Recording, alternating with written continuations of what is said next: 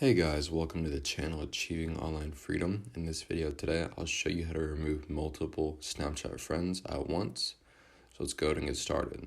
So all you want to do is head over to your Snapchat app, click on your Bitmoji in the top left, scroll down to all your friends. Once you're here, you can scroll through all your friends, but if you hold somebody down, you'll see Manage Friendship, and then select Remove Friend. That's the only way to actually do it.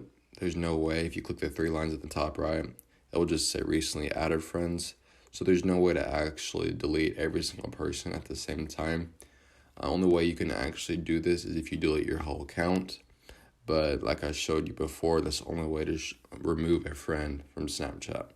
So I hope this video did help you. If it did, please make sure to like and subscribe to the channel. I'm trying to reach 1,000 subs by the end of the year, and I cannot do it without your help.